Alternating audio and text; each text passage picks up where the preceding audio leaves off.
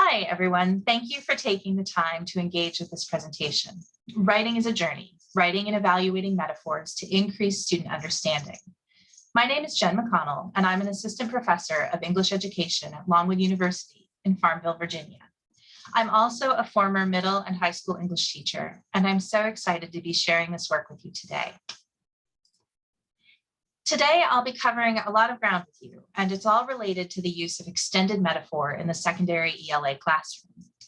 I'll touch on some influential researchers underpinning my work, and then I will share metaphors from students to demonstrate the ways writing metaphors can help us understand our students' perspectives.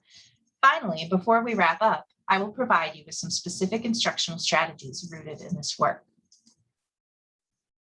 My objectives for this presentation are to help you consider how a reflective process of metaphor creation can give students tools for revision and ways to explore complicated topics, and to model reflective, recursive practices surrounding writing.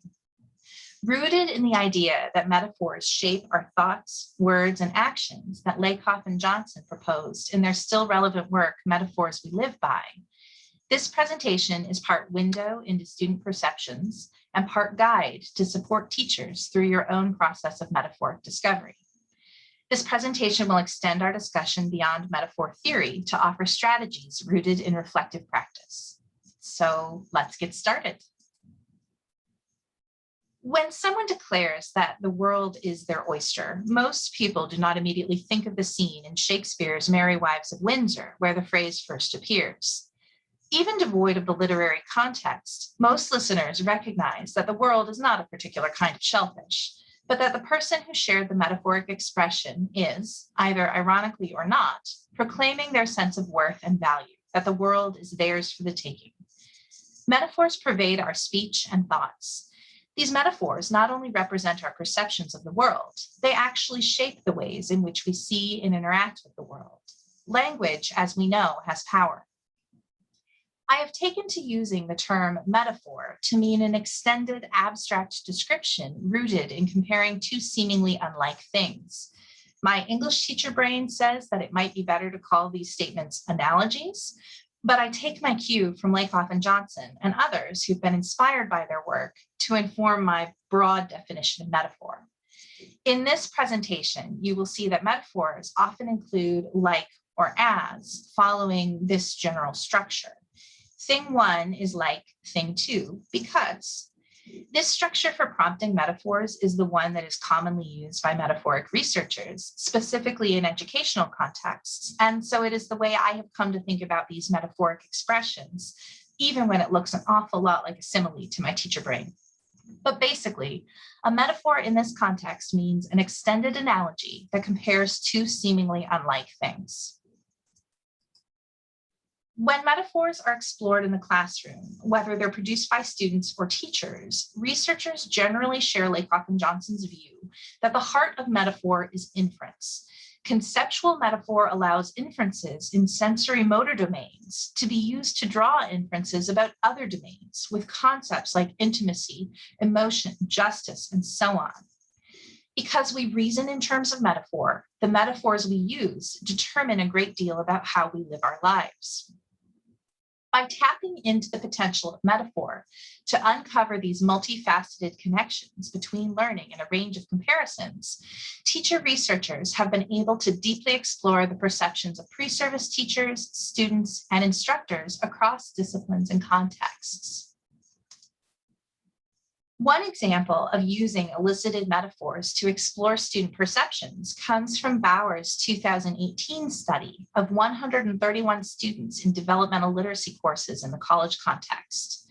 This research focuses on the emergence of two conflicting conceptual metaphors based on student responses: that digital technologies are an addiction and that digital technologies are a powerful necessity. Paulson and Armstrong's 2011 study of university students also in developmental literacy courses reinforces that perception that sometimes the literacy journey is confusing. The students' perceptions in this study were directly contradictory. Some participants expressed positive metaphors around literacy, while others were more negative. The divergent responses led these researchers to conclude that metaphors could be used in the classroom as a pedagogical tool to get at the nuance of student perception. The metaphoric case study presented by Everett in 2016 emphasizes the journey to academic identity that was undertaken by one young Black man in the study as he transitioned from high school to university, allowing the participant to speak for himself about the transformation he encountered through writing. Through metaphor, Everett argues, deeper understanding and honoring of student voice is possible in research. And as Paulson and Armstrong noted, metaphors can serve as a roadmap on students' literacy journeys. They state, encouraging students and teachers to become more metacognitively aware of the metaphors they use to describe academic literacy contexts has proven a useful route to helping students navigate their literacy transitions and their teachers' understandings of how to more effectively position and teach academic literacy practices. Taken together, the wealth of research being done with students and teachers to explore the ways metaphors shape our learning, particularly when it comes to literacy practices, offers rich ideas for research-informed teaching, something I found to be transformative in my own work. Because metaphors help us connect the emotional with the physical, the process of eliciting metaphors related to classroom learning is crucial to developing a deeper understanding of the sometimes conflicting emotional responses at play in our classrooms. For example, consider one of the metaphors I collected from a college teacher in 2019. Academic work is like traveling. You may find yourself in new places and situations where you don't know the people or speak the language. Over time, you may come to feel more comfortable as you learn to navigate this new environment. Traveling is an exhilarating prospect for some, while causing a great deal of stress for others, and I would guess a bit of both responses for most of us. New places and situations can be exciting, but as this metaphor implies, they can also make us feel out of place and uncomfortable. However, as with travel, more time spent in learning can help us acclimate and gain confidence in our surroundings. For this teacher in particular, academic work is a long-term commitment that requires immersion in the customs and language of a new place. Initially, her metaphor indicates uncertainty, but the possibility for gaining knowledge and confidence also exists in this perspective expressed in this metaphor. That's a lot to unpack in just 3 sentences, and that richness is why I am drawn to metaphor in my work. I tend to teach with a host of metaphors. I tell my students we will get to the meat of something when we are digging deep. I talk about revising as a way to add seasoning to their work. I tried to introduce various Star Wars characters to illustrate different perspectives on technology a few years ago, but that metaphor didn't stick. Metaphors crop up in my life outside the classroom too. I'm constantly drawn to the idea of the hero's journey, not just to consider narrative structure, but when looking at the highs and lows of daily life as well. I have been known to mention the dark night of the soul or going into the dark forest when a friend is facing deep distress, and everything from my morning alarm clock to an opportunity to work with a different group of learners can be my next call to adventure. I am not alone in this pull to metaphor. If you stop and consider, I'm sure you will find a few favorite metaphors of your own in your thinking and teaching. Thinking metaphorically is incredibly common, but these comparisons are not only stray thoughts. Our metaphors shape our actions, and a metaphor we think becomes a metaphor we live by, as Lakoff and Johnson remind us. An example they return to in their work is the common English-speaking impulse to frame argument as something warlike. We say things like, your claims are indefensible. He attacked every weak point. I've never won an argument with her. She shot down all of my arguments. When our collective cultural metaphors for argument are warlike, is it any wonder we sometimes struggle to reach consensus or to engage in discussions on contentious issues where there is no clear winner or loser? And considering the importance of argumentative writing in our classrooms, it's not surprising that students feel confrontational about this kind of work. Our cultural metaphors make argument fraught with tension and risk, things that some folks prefer to avoid. These metaphors have lasting impacts on our teaching and learning, particularly when we think of the work of teachers, teaching writing in the secondary ELA classroom. It is challenging to move beyond this cultural metaphor of war and to create a classroom space where students who feel threatened by argumentative writing may begin to feel empowered and able to thrive without the need to win or lose. And that need to consider new classroom metaphors is one thing that drives my work. I first encountered the idea of metaphor as a tool for extended reflection and revision during my graduate work.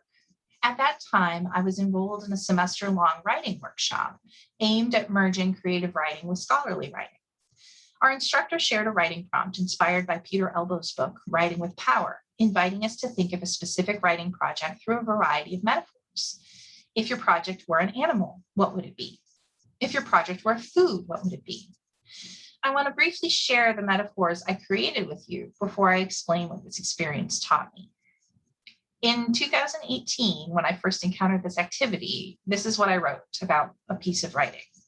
My article is totally a sphinx, goulash, or one of those university buildings where old and new meet unharmoniously. The blending isn't clear. At that time, I chose to reflect on a paper that I'd been writing that wasn't quite working, although before completing this metaphoric activity, I could not pinpoint what was wrong with it. These metaphors are vastly different because of the prompts that I followed, but there's a theme here. Something about my work felt pieced together in an unnatural or unthinking way. Writing these metaphors helped me unlock the aspects of my work that were not working, and I was able to use this writing activity as a springboard for revision, bringing together the disconnected parts of the project that had bothered me into a revision that ultimately felt right. It was the act of seeing my work differently, of creating a metaphor for writing that helped me figure out how to better approach the work. That was a huge aha moment for me because it struck me how metaphor could be more than lovely figurative language. It could be used as a window on the thoughts and emotions that we often have a hard time identifying, especially when it comes to academic writing. From that point on, I began to deliberately incorporate extended metaphor in my teaching and research, and I developed a process of collecting data that engaged students in crafting their own metaphors and then reading them closely for deeper understanding.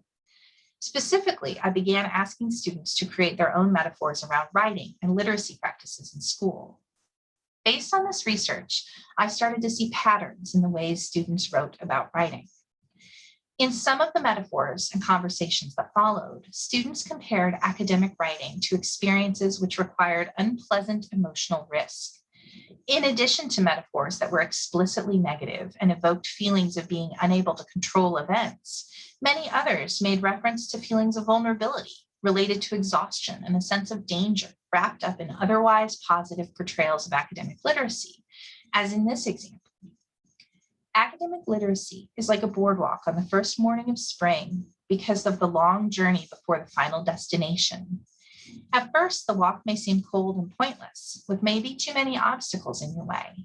It is important instead to see it as another journey you can accomplish if you believe in yourself and all the strengths you have. And this metaphor came from a first-year college student during her first semester following high school. There's tension in this metaphor, and although the student ultimately ends on a hopeful note, speaking directly to the reader and reminding them to believe in themselves and their strengths, the idea of a cold and pointless journey sticks out to me. This tension, this nuance, is part of why I love using metaphors in my work. The potentials for interpretation are nearly limitless, depending on how a person thinks about their own experiences and emotions with the comparisons of the metaphor. For me, a walk on a boardwalk on the first morning of spring carries none of the pointlessness that this student mentions, and that difference between our perceptions is worth tuning into. When I look at this metaphor, it makes me think a lot how, as a teacher, I often ignore the bumpy parts along the way and focus instead on my students' articulations of their goals. The first time I read this metaphor, I almost discounted the initial two sentences because instead I zeroed in on that hopeful sense of completion at the end of the metaphor. When we see these nuances and slow down, it forces us to think differently about our students' relationship to literacy practices in school. And I have found this work has also given me the opportunity to reflect on my own beliefs and experiences as an educator too.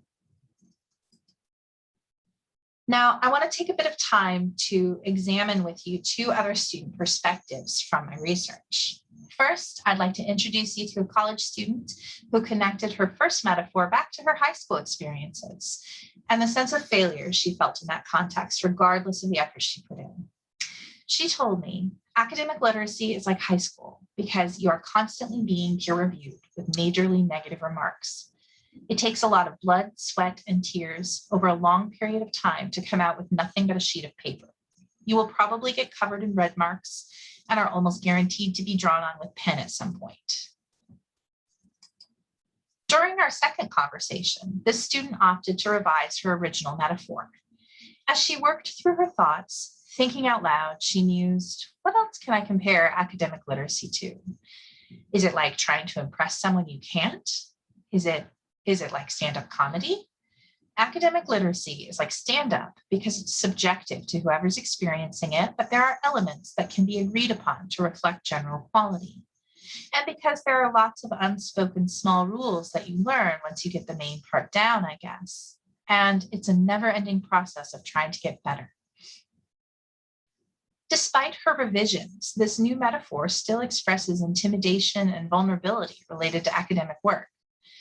In both metaphors, external forces seem to exert power over her attempts to produce something worthwhile.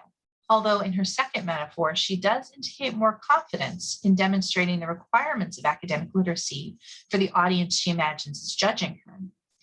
I spoke to a number of students who created metaphors of similar discomfort and fear of judgment pertaining to their in-school literacy practices. When I consider these metaphors, it seems to me that some students are mired in an educational process that makes them feel helpless and confined. And the only indication of the future is a depressing one. In the metaphor 2 slides ago, the student compared the process to investing blood, sweat, and tears to come out with nothing but a sheet of paper. These students are stuck in their discomfort, unable to see their way through learning to anything of value. As I return to these metaphors of discomfort and vulnerability, I keep thinking of the body of work from Brené Brown that roots down into the necessity of vulnerability in order to bring about transformation on both a personal level and an institutional level. In Dare to Lead, Brown defines vulnerability as the emotion that we experience during times of uncertainty, risk, and emotional exposure. There is certainly risk and emotional exposure in school, particularly when it comes to asking students to express themselves through writing. Layer onto that the cultural metaphor of argument as something warlike, and it's easy to see why some students may feel unpleasantly vulnerable about the work of our classrooms. Perhaps one way of helping students who experience academic work, and writing in particular, as something unpleasantly vulnerable lies in Brown's research, particularly in her finding that bravery and vulnerability are not opposing forces, but are actually deeply connected. We will discuss the possibilities for supporting student vulnerability later on in this presentation, but for now, I just want you to begin turning these ideas over as we go. My research has not all been negative, uncomfortable student perceptions. In fact, more often than not, students approached academic writing from a positive standpoint rather than a negative one. For some students, the value they placed on schoolwork was readily apparent in their metaphors. And students' metaphors also demonstrated a willingness on the part of some students to put in the work that was necessary to succeed. For example, one student compared cooking to writing. Cooking may appear to be rather simple as a metaphor, but as anyone who has learned a recipe beyond recognition or put just a pinch too much seasoning in has learned, cooking is a nuanced process that transforms even the simplest ingredients into something unique. When I asked the student during our second conversation to unpack the choice she'd made to choose cooking as her metaphor, she told me, I think it's because I have a culinary background. I'm very passionate about food and cooking, so I think I relate to it a lot. It's kind of like second nature. So anytime I'm like, how can I make something I don't understand into something I understand? It's by relating it to something I'm good at. Her understanding of transfer is really intriguing here. She's articulating the connections that we hope our students will make between their lives and the work of our classrooms. And she's communicating that connection through a metaphor. We all strive to help students make connections that expand beyond the classroom, and giving students an opportunity to think and write metaphorically may help them extend their learning by showing them connections that they had not considered before. Many other students offered metaphors of academic literacy that moved beyond being something valuable and instead conceptualized it as something vital for transformation and empowerment.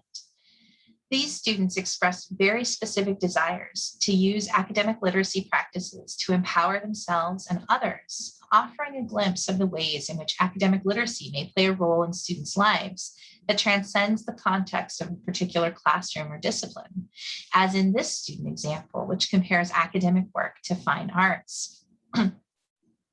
Academic work is like pottery sculpting, because developing one's understanding about a subject is like learning how to shape clay on a spinning wheel.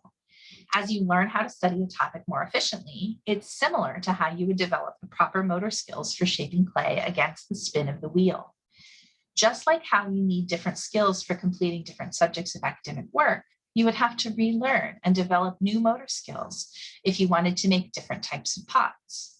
Metaphorically, the difficulty of developing new academic skills would compare to the spin of the wheel. It's the constant force you have to fight strategically to reach your goal, completing an assignment or properly developing the curves to a pot. Just like how you need to spend the time studying to complete academic assignments, you need to spend time sculpting to create the pot. Neither will happen without effort. Similarly, you need to treat assignments with patience, just as you would with making a pot. If you rush either an assignment or a sculpture, the end result will be messy and poor. Just like lectures as a type of academic work can help ground your understanding of the subject, you could learn pottery by watching someone perform the techniques as a reference point to ground your knowledge of sculpting and specific techniques. This first year college student's metaphor is rich in imagery, and the student has really taken on the idea of extending and connecting learning to pottery to heart by drawing out the threads of multiple comparisons to better articulate her understanding of her work so far. Metaphors like this and the preceding one about cooking gave me a lot of hope through my research that despite the complications and vulnerability in our classrooms, for many students, academic writing and schoolwork are things they value and things they can tie to their long-term goals. The presence of deep emotional responses, both positive and negative, in the metaphors at the heart of this research adds an important layer to our ongoing conversation about what constitutes fluency in academic writing. However, facing this layer may feel intimidating. Inviting our students' emotions into the classroom is an invitation in our own vulnerability, in not having the answers or the knowledge to always support our students. But what would it look like to support our students in their feelings toward academic work, as messy as these feelings can be, by encouraging them to take risks in their academic practices? If we can take stock of how our students feel about their previous and future learning, we can help them meet themselves where they are in the moment. If they have felt vulnerable about writing in the past, we can support them by explicitly creating a supportive environment for writing that emphasizes the learning process rather than a final product. If they already see writing as valuable, we can help them cultivate that enthusiasm. And if they're embracing writing and composing as a means of transformation for themselves or the world, we can do what we can to make sure their fire does not burn out. I have found that one starting point toward this work is by inviting students to write their own metaphors. One of my favorite metaphoric brainstorming activities uses a T-chart, where students write down whatever comes to mind about a certain topic on one side and then choose a seemingly random topic to explore on the other side of the chart, as in the example here, comparing learning to running. If you choose to do an activity like this, you might encourage students to pair by type. So in the example here, students are considering the action of learning. They should also pair it with another action on the other side of the T-chart. Students might discuss their brainstorming with a partner or small group, and I like to guide a full class discussion after a few minutes of conversation to help spark students who might not be sure about the exercise. I used this strategy as the warm-up when conducting my metaphoric research, and it seemed to help students become more comfortable with the abstract work of making a metaphor. Once everyone has a sense of how this kind of abstract comparison works, I give them time to write a short metaphor using the following formula. Learning is like blank because. I have found that students usually need at least 15 minutes for this process, and you might expand the activity to whatever length works best in your classroom. From here, it's easy to help students apply extended metaphor in other ways. as in the example I gave of my own experience with writing a metaphor as a tool toward revision. For an extended classroom exploration, it may be helpful to begin with a general discussion about writing. Ask students to consider the following kinds of questions. How do you feel about your writing? What does your writing process look like? Are there things you want to change about your writing process?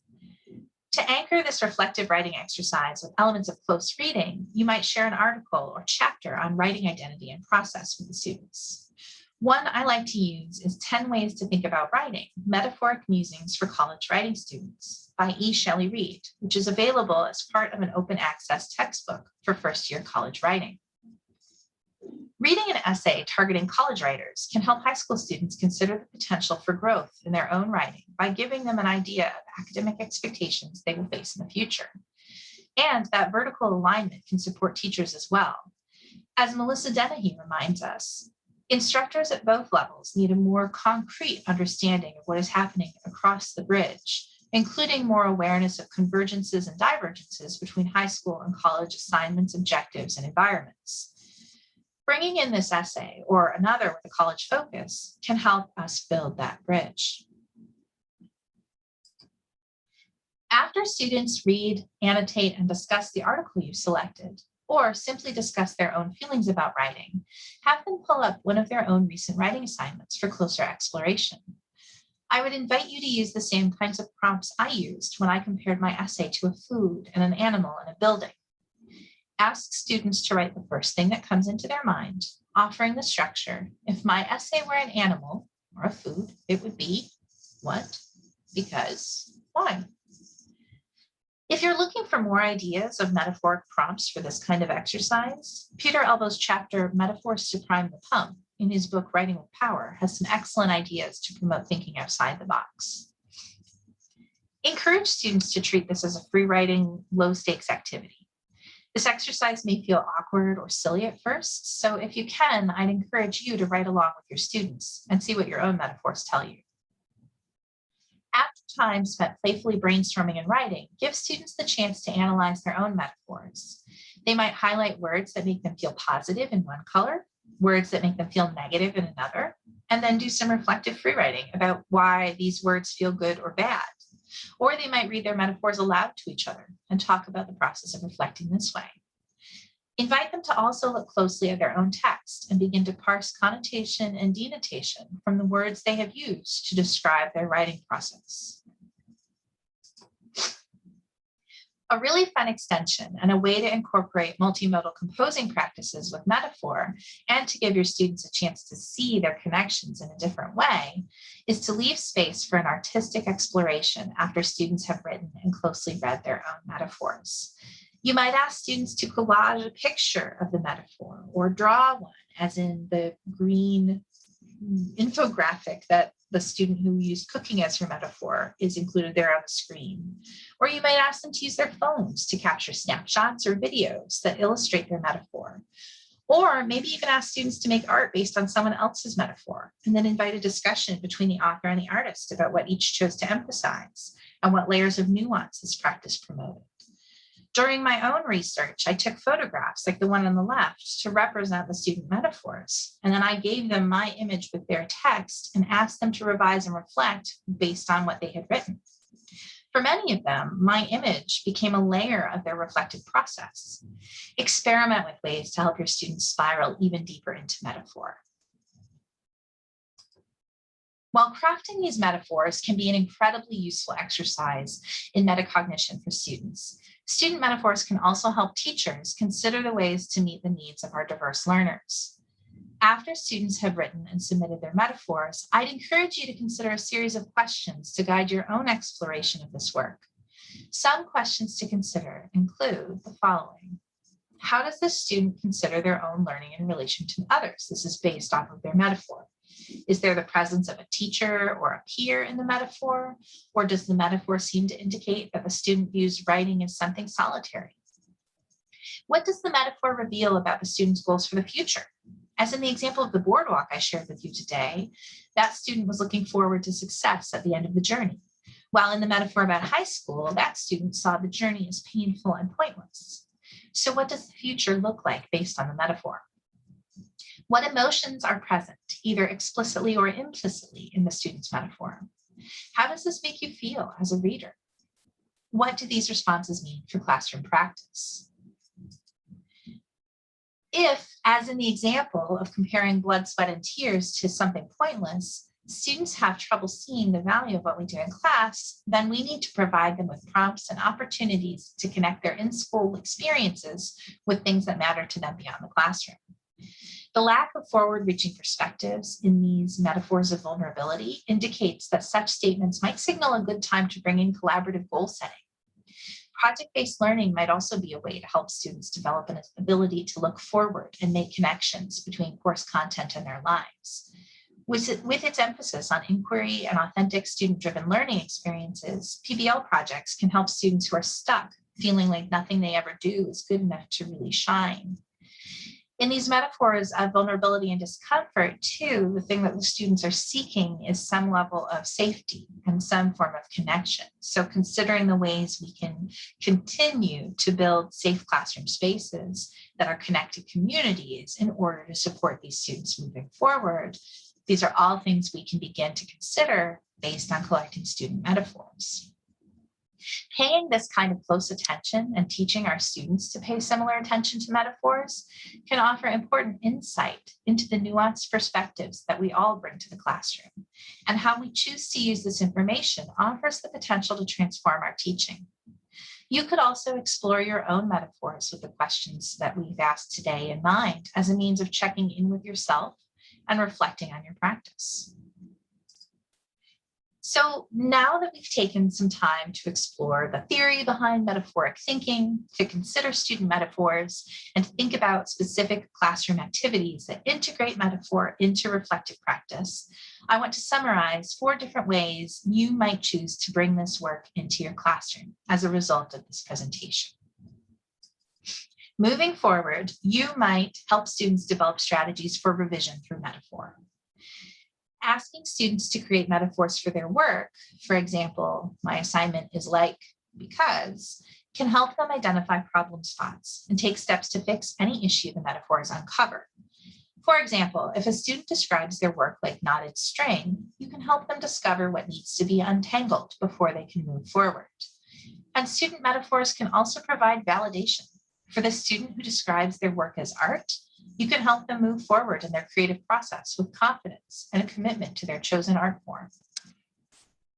You might also provide students with tools to explore complicated or confusing topics.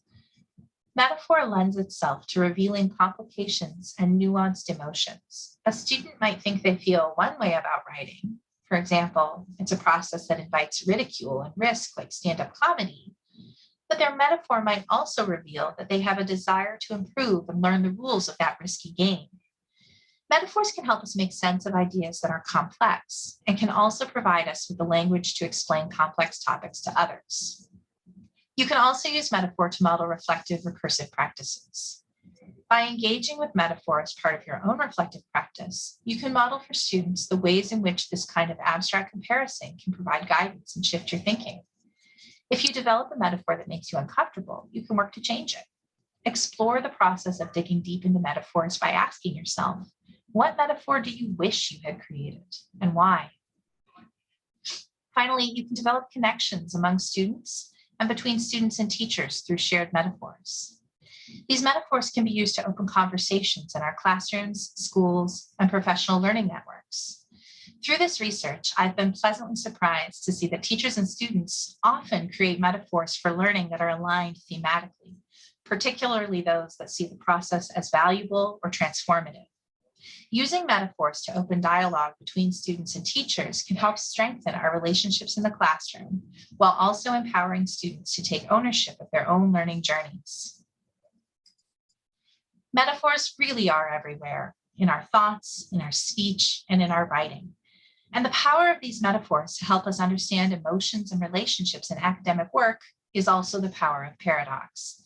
Peter Elbow puts it well when he said, every metaphor is a force fit, a mistake, a putting together of things that don't normally or literally belong together. A good metaphor in poetry or any kind of writing is also somehow graceful and just right. It is through these contradictory and yet just right writings that we can help our students understand and deepen their relationship with academic writing. There is so much that we can learn from metaphors in our classrooms. I hope you're leaving this conversation today with some ideas of ways you might guide your students to develop strategies for revision through metaphor, ways you might provide students with tools to explore complicated or confusing topics, and ways to model reflective, recursive practices.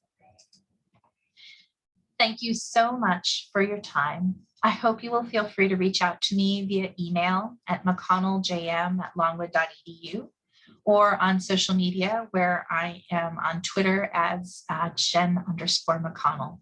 I look forward to hearing how you make space for metaphor in your own practice. Thank you.